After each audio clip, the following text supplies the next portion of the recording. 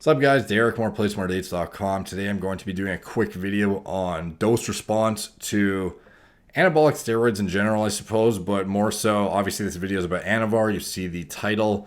And a lot of people, obviously there's clinical data showing that anabolic androgenic steroids will produce a dose-dependent increase in muscle mass. A lot of people think more is better, and to some extent it can be. However, a lot of times it's overlooked how much oxidative stress these compounds actually have on the body and the effect downstream it can have in terms of how much stress is on your body and how much it's able to build muscle in the presence of that increased amount of stress. So in this study, we had 40 milligrams of Anavar per day producing an equivalent muscle growth outcome to 80 milligrams of Anavar. So basically, more does work better until you get to the point where it doesn't. And that's where diminishing returns, it's not just diminishing returns at a point, there's literally just like zero return for increased side effects. And a lot of people, they will just blast, dosages into the sky thinking that it's going to get them to, IFBB pro status. And this is what the secret they're missing. A very popular notion over the past couple of years has been that less is more. And a lot of people think it's just a bullshit thing, preached by IFBB pros who want to downplay their use and or keep people safe by, understating how much people are actually using. And, it could be one or the other in some cases. However, I think in a lot of cases, less actually can be more. And often it's not really talked about why, but I think a lot of it does come down to the massive difference that using higher dosages has on the level of stress on the body relative to the ability to actually accrue new lean muscle mass. So just because you're using a higher dose of something, it doesn't necessarily mean it's going to work better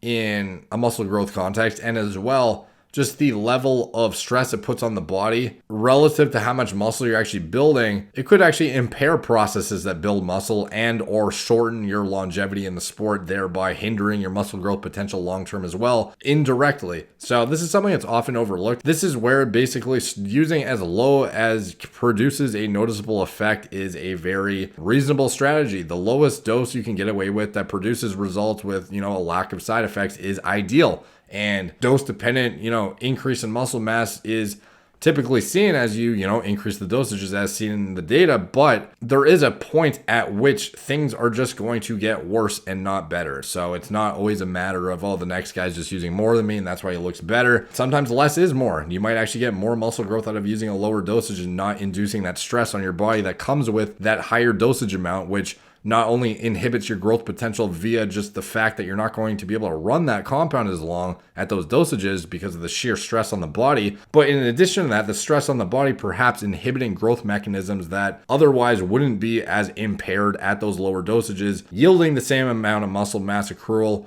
with the lack of that stress on the body. So anyway, take from that what you will. Thank you guys for watching. Please like, subscribe, check out my blog, moreplaysmoredates.com. Check me out on Instagram at moreplates_moredates, Facebook, Snapchat, Twitter, etc. First link in the description is the mailing list. I highly recommend you sign up for that if you want to get notified. Anytime an article goes live, it is always a more concise, polished, professionally broken down version of my videos with table of contents, and any clinical citations that I reference are included in those articles for you guys to delve into deeper yourself, which are never included in the videos. And so there's a lot of incentive to sign up for the newsletter, because then you can actually, instead of just hearing me ramble, you can actually read the article with, concise broken down subsections and actually go into the clinical data and look at it yourself. So that's it. Thank you guys for watching. Talk to you soon.